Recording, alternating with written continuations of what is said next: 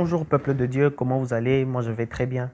Nous voici une fois de plus dans une nouvelle vidéo où nous allons partager ensemble, nous allons parcourir certaines parties des Écritures. Donc nous allons faire un petit voyage dans la Bible et je pense que tu seras béni et moi aussi je serai béni parce que nous apprenons tous chaque jour. Que Dieu vous bénisse. Et aujourd'hui nous allons parler tout simplement de la merveilleuse justice de Dieu. Qu'est-ce que la justice de Dieu? Qu'est-ce qu'elle nous a apporté, nous, en tant que chrétiens? Et où est-ce qu'elle nous a placés dans notre position? Ce sont des choses très importantes à comprendre, à connaître en tant que chrétien, de maîtriser les choses élémentaires. Je vais vous donner un exemple.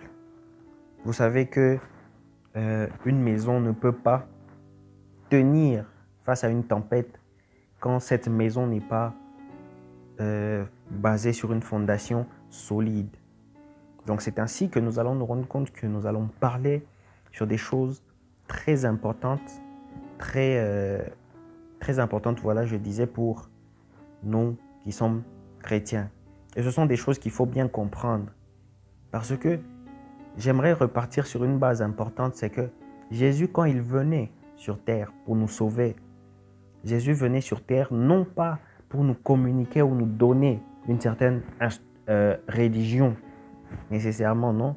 Mais au-delà de ça, Jésus venait rétablir la relation entre la création, entre la créature et son créateur, donc Dieu. Donc Jésus est venu nous communiquer une vie tout entière. Ce sont des choses très importantes à comprendre et à savoir. Vous allez me permettre d'utiliser mon téléphone pour lire la Bible. Donc nous allons lire. J'aimerais qu'on commence Romains chapitre 5. Romains chapitre 5, verset 18. La Bible dit ceci. Ainsi donc, comme par une seule offense, la condamnation a atteint tous les hommes, de même, par un seul acte de justice, la justification qui donne la vie s'étend à tous les hommes. Wow, c'est bien ça. Verset 19. Car, comme par la désobéissance d'un seul, beaucoup ont été rendus pécheurs. De même, par l'obéissance d'un seul, beaucoup seront rendus justes. Là, on va aborder un thème merveilleux, la justice de Dieu. Vous savez, quand Adam a eu à pécher, une certaine vie est entrée par cette transgression. Et je ne peux même pas appeler ça vie, c'est la mort qui est entrée après cette transgression-là. On va se rendre compte qu'il y a eu des malédictions qui ont été proclamées. Il y a eu le péché qui prend ses forces juste à cause de cette transgression. Et ce qui est pire et bizarre, c'est que nous naissons et nous héritons de cette nature pécheresse d'Adam, sans que nous n'ayons rien fait. Mais nous avons hérité de cette nature pécheresse d'Adam et c'est très choquant. Donc tu viens sur terre, tu es innocent. Mais malgré ton innocence, le péché t'est imputé, tu reçois cette nature-là. Mais Dieu dans son amour, waouh, Dieu dans son amour, il vient pour récupérer cet homme qui a été corrompu, pour l'emmener dans une nouvelle dimension, dans une nouvelle nature, dans une nouvelle vie. Et le processus que Dieu va utiliser, c'est que, vu qu'il ne peut pas venir seul comme ça spirituellement, en tant qu'esprit, alors il dit non. Pour sauver l'homme, je dois entrer dans une situation telle que je peux le comprendre, il peut me comprendre. C'est là que Dieu va prendre la forme humaine, venir sur terre et nous sauver.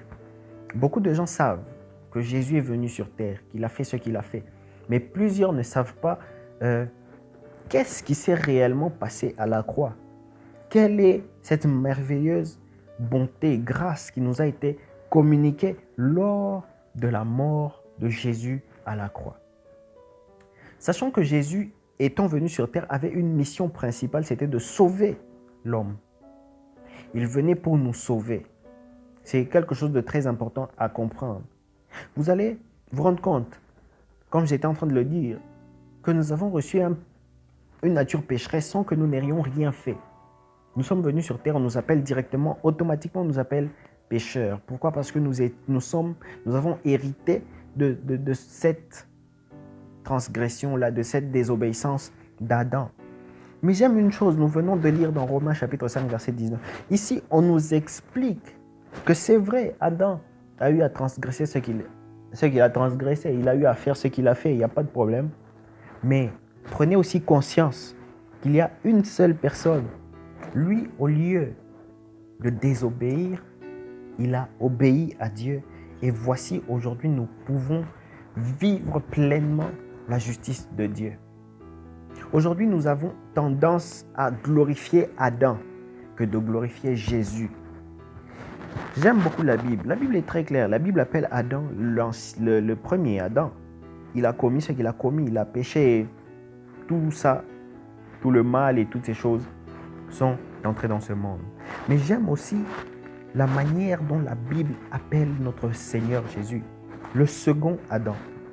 Cela veut dire que là où le premier avait failli, donc le deuxième a réussi. Le premier Adam a transgressé, a désobéi, et nous avons vécu cette nature pécheresse. Donc cette nature pécheresse est devenue notre partage. Mais ne croyez-vous pas que l'obéissance de Jésus a fait de vous une nouvelle nature, la nature qui s'appelle la justice de Dieu en Jésus-Christ? N'essayez pas tout le temps d'élever Adam.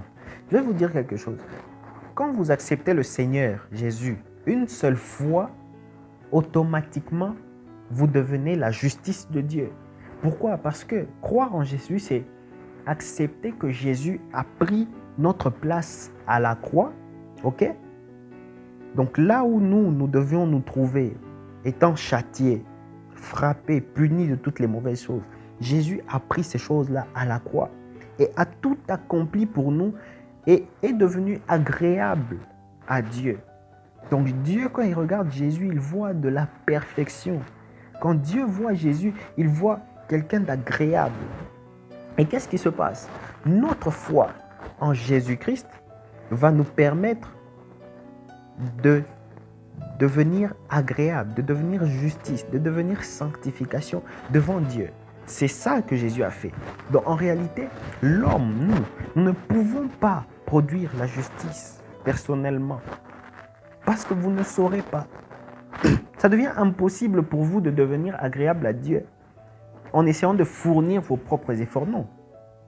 Mais c'est votre foi en celui qui a tout accompli à la croix qui va maintenant vous permettre de vivre pleinement la sanctification. Donc, ce n'est pas vous qui allez fournir cette sainteté ou sanctification, non. C'est Jésus qui l'a déjà fait pour vous. Et votre foi en lui va maintenant vous permettre d'avancer, de vivre pleinement, d'être tranquille. Ok? Ce sont des choses très importantes. J'aime la déclaration de l'apôtre Jean, il dit quelque chose de très fort. Il va dire qu'un chrétien, un enfant de Dieu ne pratique pas le péché. En effet, ça veut dire que ma foi va produire des fruits. La sanctification n'est pas le but du chrétien. La justification n'est pas le but du chrétien plutôt. Mais par contre, la sanctification, la justice et toutes ces choses, c'est comme une conséquence de sa foi. Il croit, il vit. C'est exactement ce qui se passe. Donc si je crois que Jésus s'est fait sanctification pour moi, donc ce que je produis, c'est la sanctification. Donc j'appelle ça la production, voilà. Donc moi je produis quelque chose, non pas par moi-même, mais c'est Jésus. Ma foi en Jésus me permet de vivre correctement. Ok? Ce sont des choses très importantes qu'il faut comprendre. Aujourd'hui, nous allons bloquer plusieurs personnes dans nos églises en leur demandant de forcer par eux-mêmes. Non, écoutez-moi. Vous ne pouvez pas forcer.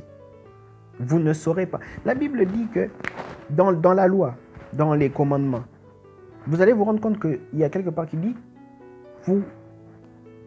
tu aimeras ton Dieu de tout ton cœur, de toutes tes forces. Mais Dieu sait exactement que tu ne sauras pas. Même toi qui es en train de me suivre, tu sais exactement que tu ne sauras pas aimer Dieu de toutes tes forces, de tout ton cœur. Ça devient carrément impossible. Alors Jésus étant venu sur terre, il vient nous donner accès à quelque chose de simple. C'est ainsi que vous allez vous rendre compte que l'apôtre Jean, au lieu de dire que j'aime mon Dieu de toutes mes forces, de tout mon cœur, il sait qu'il ne peut pas. Alors il dit, nous t'aimons parce que tu nous as aimés en premier. Donc en réalité, l'humilité, c'est d'accepter ce que Dieu a déjà accompli pour toi. C'est ça l'humilité. Donc tu acceptes que Jésus a tout fait pour toi et tu vas vivre. Vous savez, je vais vous dire quelque chose. Si vous voulez vivre pleinement la vie en Jésus-Christ, faites confiance en Dieu. Donc acceptez que ce que Jésus a fait à la croix, il a accompli vraiment tout. Vous savez, le problème c'est ceci. Si vous n'arrivez pas à croire que Jésus a tout accompli pour vous, alors là, vous ne pouvez pas vivre pleinement votre vie. Le problème, c'est d'accepter. C'est ça la foi. La foi, c'est accepter aveuglement. Faire confiance aveuglement. Jésus, quand même, dites-moi, Jésus, je le dis très souvent, Jésus n'est pas venu faire la comédie sur notre terre. Jésus est venu pour nous sauver. Ok? Ce sont des choses qui sont très importantes à comprendre. Je vais vous dire quelque chose. Nous allons lire 2 Corinthiens chapitre 4, verset 13. Très rapidement, 2 Corinthiens chapitre 4, verset 13. Écoutez ce que la Bible dit. La Bible dit ceci. Et comme nous avons le même esprit de foi et exprimé dans cette parole de l'Écriture, j'ai cru, c'est pourquoi j'ai parlé. Nous aussi nous croyons et c'est pour cela que nous parlons. Sachant que celui qui a ressuscité le Seigneur Jésus nous ressuscitera plutôt aussi avec Jésus et nous fera paraître avec vous en sa présence. Car tout cela arrive à cause de vous, afin que la grâce, en se multipliant, fasse abonder à la gloire de Dieu les actions de grâce d'un plus grand nombre. Donc ici, vous allez vous rendre compte que c'est croire qui va vous permettre de vivre pleinement la vie en Christ. Beaucoup de chrétiens aujourd'hui, surtout ici chez nous en Afrique, surtout en Afrique, il y a beaucoup de gens qui prient sans exactement savoir ce qui se passe. Ils prient sans aucune connaissance. Il y a certaines prières pour lesquelles nous prions juste simplement parce que l'Afrique est sous-développée. On ne va pas se le mentir, on ne va pas se mentir. Ok? Il y a certaines prières que nous faisons ici juste parce que le pays ou l'Afrique, le continent est sous-développé. Ok? Maintenant, arrivons à croire en ce que Jésus a fait. Ce qui va faire de vous quelqu'un d'agréable à Dieu. Vous allez maintenant vivre la grâce de Dieu comme nous avons eu à lire. J'aime beaucoup. Car tout cela arrive à cause de vous, afin que la grâce en se multipliant fasse abonder à la gloire de Dieu les actions de grâce d'un plus grand nombre. Donc le mot-clé ici, c'est au verset 13. J'ai cru. Donc le problème, c'est de croire que Jésus a fait. J'avale cette parole et je me dis, je vis. C'est exactement le processus de la vie chrétienne épanouie. Je vais vous dire, la loi, celle que Moïse nous a donnée, elle va te demander de produire ta propre justice. Mais la grâce de Dieu va te demander simplement de croire en ce que Jésus a déjà été justifié pour toi. Et cela va permettre que ta justice vienne de Jésus. Donc la loi te demande de produire, mais la grâce te demande d'accepter que l'on a déjà produit pour toi. Ce sont des choses très importantes à comprendre, à maîtriser. Ok? Maintenant, il y a plusieurs personnes qui vont te demander, mais comment accepter Jésus? Comment être sûr que l'on est sauvé? Nous allons lire rapidement Romains chapitre 9, verset 10 à 9. Romains 10 plutôt, sorry. Romains 10, 9 à 10. Écoutez ce que la Bible dit. La Bible dit ceci. Si tu confesses de ta bouche le Seigneur Jésus, et si tu crois dans ton cœur que Dieu l'a ressuscité des morts, tu seras sauvé. Car c'est en croyant du cœur que l'on parvient à la justice.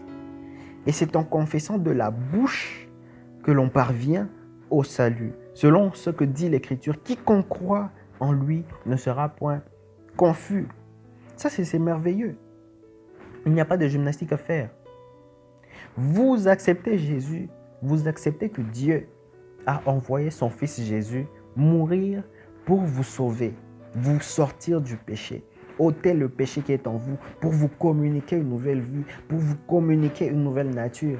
C'est tout. Il n'y a pas de complication. C'est que tu acceptes que Jésus a tout fait pour moi. Et automatiquement, qu'est-ce qui se passe? Tu es sauvé. Il n'y a plus rien à faire. Tu as cru, tu es sauvé. Point final. Maintenant, là, tu viens de naître. Tu es un bébé.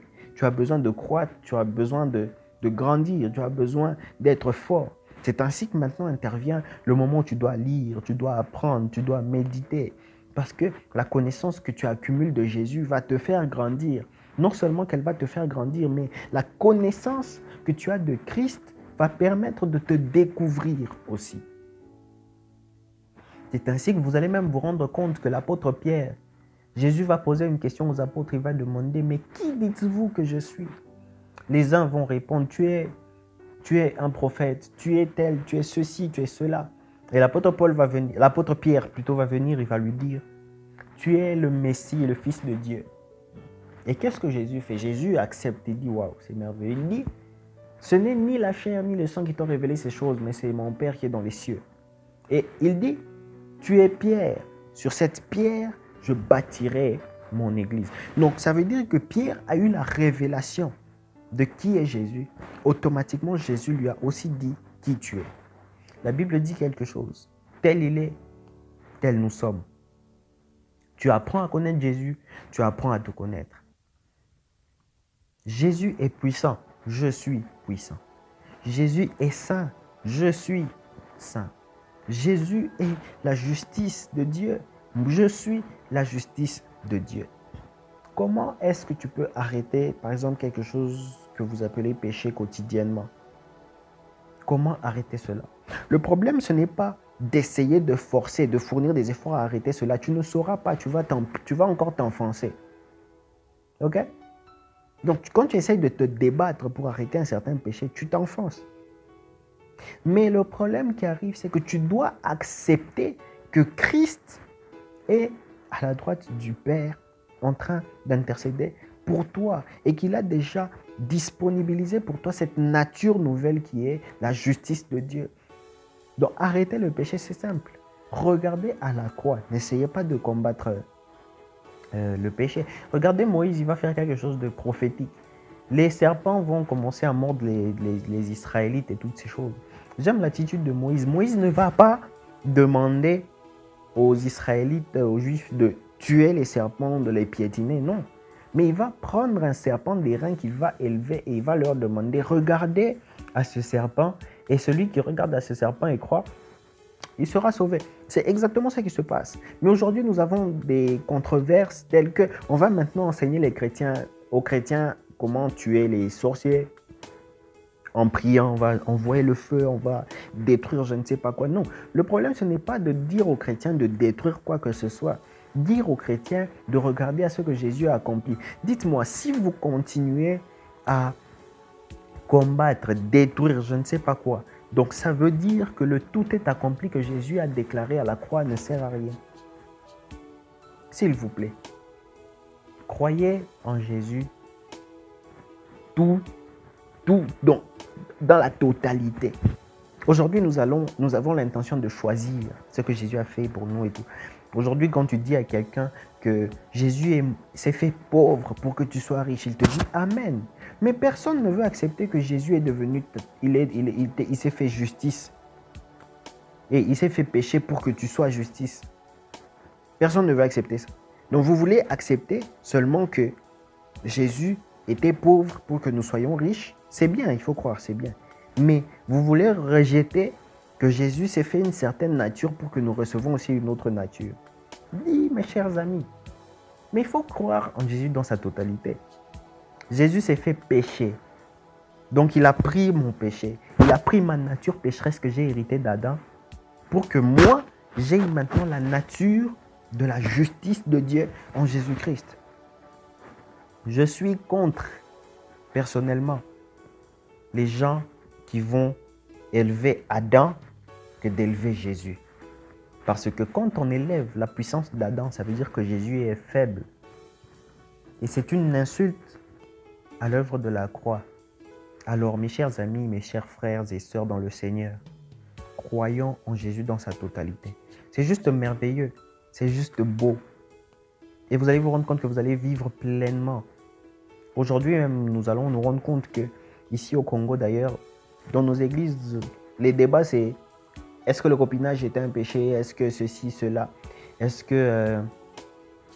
qu'une fille peut porter le pantalon et toutes ces choses? Vous allez parler dessus. Ça va vous aider en quoi? Vous allez évoluer en quoi? Parlez-nous de Jésus. Parlons de Jésus. Et cela suffit. Parce que quand nous parlons de Jésus, la foi en les gens est stimulée. La foi grandit quand on écoute la parole du Seigneur Jésus. Jésus s'est fait pauvre pour que tu sois riche. Jésus s'est fait malédiction pour que tu sois bénédiction. Jésus s'est fait péché pour que tu sois justice. Le lien qu'il y avait entre toi et Adam s'est rompu le jour où tu as cru au Seigneur Jésus. Le péché n'a aucun pouvoir sur toi parce que tu as Jésus et tu es en Jésus-Christ. Rien ni personne ne peut te bloquer. Rien ni personne ne peut bloquer ta destinée. Parce que maintenant tu es libre en Jésus-Christ. Tu es devenu esclave de Jésus. Et qu'est-ce qui arrive? Tu deviens libre de toutes choses. Notre esclavage en Jésus-Christ nous a rendus libres. Que la paix et la grâce de Dieu vous soient accordées en abondance selon la connaissance excellente de la personne merveilleuse et suprême de Jésus-Christ. Amen.